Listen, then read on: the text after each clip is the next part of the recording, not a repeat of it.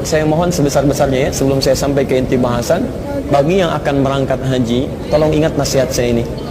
Tolong jangan antum, maaf sebesar saya kalau kalimat ini kurang menyenangkan, sia-siakan ya kepercayaan Allah ini tanpa memaksimalkan nilai ibadahnya, karena tidak setiap waktu antum bisa berhaji.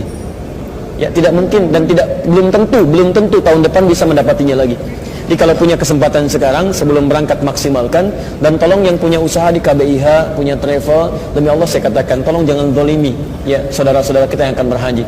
Ya cuman sekedar orientasi dunia saja, untuk apa? Kasihan ada yang jual sawah, jual kebun, jual macam-macam, sampai sana jadi keliru. Ya, saya suka bersedih, saya kan tugas pernah itu 2010 di sana. Untuk tawaf saja banyak orang ketakutan tidak sah tawafnya, tapi membebani diri sendiri. Ya, tawaf itu kan doanya yang sunnah cuma 2. Yang pertama dari Hajar Aswad ke Makam Ibrahim.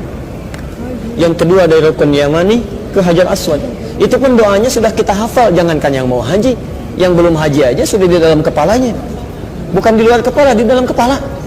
Ya, dari Hajar Aswad ke Makam Ibrahim. Subhanallah, alhamdulillah, wa la ilaha illallah, Allahu akbar.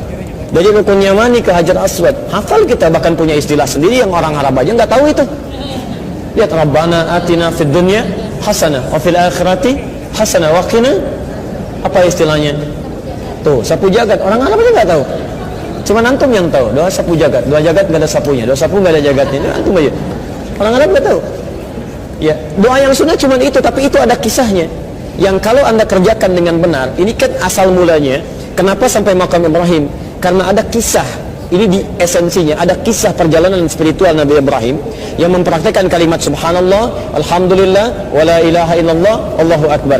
Kisahnya nanti ada di Quran surah ke-6 Al-An'am ayat 76 sampai ayat 80. Ketika itu dipraktikkan, maka makna subhanallah bukan cuma bicara, tapi dipraktikkan isinya. Dan tidak mudah itu, sampai dijauhi orang tuanya, sampai diusir dari kampungnya, ada yang dibakar dan sebagainya. Tapi dipraktikkan subhanallah, alhamdulillah dipraktikkan, la ilaha illallah dipraktikkan, Allahu akbar dipraktikkan. Apa yang terjadi ketika anda bisa mengerjakan ini? Maka Nabi Ibrahim diberikan karunia oleh Allah yang kata manusia mustahil mendapatinya. Rahasianya dari Quran surah 19 dari ayat 49 sampai ayat ke-50. Wa wahab falamma i'tazalahum wa ma ya'buduna min dunillahi, lihat kalimatnya, wahabna lahu ishaq wa yaqub. Dan ketika Nabi Ibrahim bisa mempraktekkan inti kalimat subhanallah, alhamdulillah, Allahu akbar, lantas meninggalkan semua kebiasaan kaumnya yang menjauh dari Allah, maka kami anugerahkan hal yang mustahil menurut makhluk kebanyakan. Beliau yang punya istri namanya Sarah, diponis secara medis tidak mungkin punya keturunan, tidak akan punya anak. Mohon maaf, secara klinis divonis monofos dan mandul, sudah tidak punya harapan. Tapi ketika bisa mengerjakan kalimat-kalimat tadi, diamalkan isinya, bukan sekedar dikatakan, maka kata Allah, wahabna lahu ishaq, kami tetapkan isinya yang divonis tidak mungkin punya keturunan itu, dia bisa mengandung dan melahirkan. Sampai kaget itu. Ada di Quran surah ke-51 ayat 24 sampai ayat 30-nya. Ada. Di sesungguhnya, kenapa kemudian anda diminta meniru itu dari Hajar Aswad? Segelap apapun kita, seburuk apapun masa belakang kita, yang punya menghitam barangkali dengan banyak dosa, terbuka peluang untuk kita mengamalkan kalimat tadi. Hajar Aswad itu apa artinya? Batu hitam. Memang tadinya hitam. Apa tadinya? Putih. Kenapa jadi hitam? Karena dosa manusia. Bapak ibu manusia bukan? Mungkin karena dosa anda yang menyumbang itu jadi hitam. Mungkin karena dosa kita yang menyumbang itu jadi hitam.